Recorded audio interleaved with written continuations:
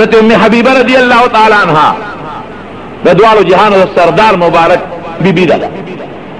او خاوند سوک دے دا نبی علیہ السلام او پلار سوک دے ابو سفیان رضی اللہ عنہ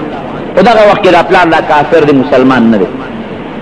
او دا کافر سردار دے دا پلار راغی دا نبی علیہ السلام صلی اللہ علیہ وسلم دا پار مدینه منوره تا دیر مدو چلوری نولی نوچه نبی علیہ السلام صلی اللہ علیہ وسلم خبر تیرو چاہے تپوسو که دا ما دا لور کور کم دے او گوڑا لوری دا نبی علیہ السلام بی بی دا ام المومنین دا خاوند دا کافر پلار دا کافر سردار وی دا غی کوچ ورننا وطن دا لور وطرا پاسی دا دیرا جاتا خوشحالا شوا ذکر چه سو کالا پسی پلارو لید دیرا خوشحال او پلاریم خوشحالا دا خوشحالین یو بلتاو جلو یو رکوٹ غندی پوزا کی پروتو پکور کی دا پلار راغی پاک پوزا کی کیناستے دا اللہ اکبر دا لور وطی بابا لک صبرو نا پوزا کی تے غن کر نا کوٹا غندی ٹکڑا پرتا ہوئی بابا دیکھے وی بچے تاسو سستاسو پیغمبر دا تلخی چې چا پلار راشي خو کدا پوزکې غونډو نو پکار دا چې ماته خور کړي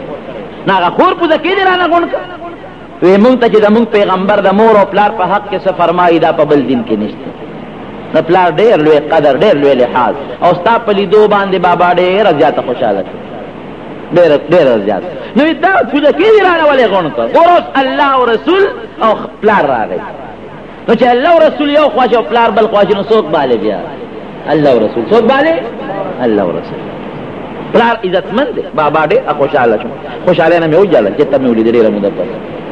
دا پوزکې درانه ولې غونډ کړ وی په دې دواړو جهانو مبارک سردار ناشته کوي نو په کوم پوزکې چې د دواړو جهانو مبارک سردار کینی کنه نو زما ضمیر دا برداشت نه کوي چې ستا غوندې سړی پاغې د پس کې تو کافر یې کنه په دې بته کې نو بیا په دما محبوب کینی دا الله او رسول مقابله او د خاوند او د پلار بیا الله او رسول مخکې خاوند برسته حضرت ام سلمہ رضی الله عنها دا غي خاوند ابو سلمہ یو بل ډېر ځات محبت دومره مینه چې تاریخ کې داغي کوم محبت او د خځه د خاوند او ګوره په دې محبت الله خوشاليږي ښا سره چې کور تلال کنه او خځه ته په خندا او قتل او خځه مو ته په خندا او قتل نو فورا عمل نامه کې نه کې شروع شي خاوند به خځه ته خان دی او خځه به خاوند ته خان دی خوشاله او جا تندی او ته بوت کړي خځه یا خاوند یو بلتن الله په خپه کې دونه کې ډېر محبت یو دواړه نو دا خاوند حبشه ته هجرت کونو دا ام سلمہ رضی الله عنها دا بیبي مور سره لاړ د کافرونو تنګو حبشه ته لاړ نو چې د حبشه نه واپس رالل نو خبر شو چې نبی رسول الله په مدینه منوره ته هجرت کړل نو د خاوند مدینه منوره ته روان دغه یو خځه ده یو ماشوم بچی د سلام یو خځه یا خاوند یو زوی نو د ام سلمہ د خځه قوم خلک رالل او دی ابو سلمہ ته وی مونږ په پتا دا خزه خرڅ کړي نه لالو کو کله حبشه ته ګرځي او کله مدینه شریفه ته ګرځي او کله یو وطن ته او کله بل وطن ته دا هم در باندې خرڅ کړي ستا وینځم نه دا ستا خبره خودل ته وسېږي مونږ بل خانه پرې او کته بل خو دینو بس دا مونږ سره نه پرې او ته نه ګرځي خزه تیرا جدا حالانکه دونه محبت وکنه چې یو ځل دا خزه او خاور یو بل سره خبرې کوي دا خزه وتوی دی خاون ته وی سړیا وی یو معاهده کوله واسطو وی که چرته تمخ کې مړ شوي ستانه پس به بل خاون نه کو حالانکه عربو کې رواج و چې زر به بل خاون او که زه مخ کې مړ شم نو ته به زمانه پس بل خزانه کې چې موږ په جنت کې دوه پد وای نو دا خاون ورته وای وی که تمخ کې مړ شوي ستانه پس به بل خزانه کوم دا مې سره وعده ده که تمخ کې مړ شوي ستانه پس به بل خزانه کو او که زه مخ کې مړ شم نو ته بل خاون کولې ولې زه به گزاره کوم سالم خو ته بس تک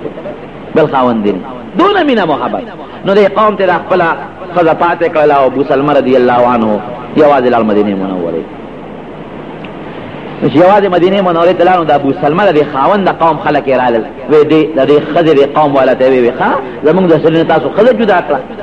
دا هم ظلم وکړه دا بچي زمونږ کې بچي راکې نو بچي دې خاون قوم بولته نو خاون نم ته جدا شو د مینه او زوی تلا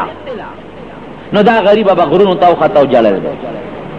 ټول ورځ به جلل ټول شپه به جلل دا خاون خو ته هجرت وکړ قوم ته دا پاتې کړ او بچی ته خاون قوم واغست جلل به نو یو ځل جناب د دې چې خپل د قوم خلکو دا را جمع شو یروي ظلم ولې په دې مظلوم ولې ظلم کوي خاون سره چې دا خوشاله و نو بزیره وسره کړ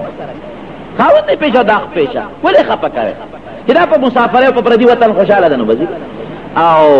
دا وی بس پرې بس پرې فیصله وکړه نو چې وی دا پرې نو هغه قوم والا د خاون ولا بچي مور بچي ولا غیګ لاغه یو اوخه ولا ورکړه وی دا خاون په مدینه منوره دا مدینه منوره تلل اقوام پرې خو پلاره پرې خو ارسه پرې خو دلو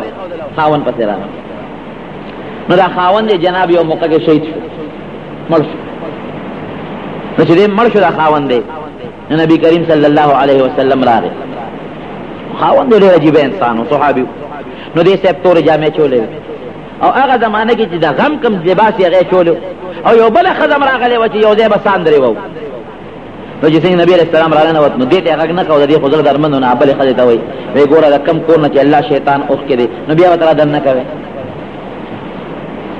بس اپوش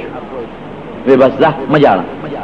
نو دی وی چې ډېر مې زړه دردمند دی نو داسې ما وی چې زه به وجاړم چې زما د جړا به خلک صفتونه کوي خو چې نبی علیہ السلام پې خفه کېږي نو زه نه جاړم نو پیغمبر علیہ السلام ورته یو دعا وکړله وی مثل مې دا دعا کوه چې الله ما له په دې مصیبت کې اجر راکړه اللهم اجرني في مصیبتي واخلف لي خيرا منها دې مصیبت کې اجر راکړه او الله دې خاوند نه بهتر راکړه بهتر مرګري راکړه نو دا نبی علیہ السلام وینا او په دعا هم شروع کړه دې مصیبت کې الله اجر راکړه او دنه بهتر وي خو ما وی چې دنه بهتر بلا سوچ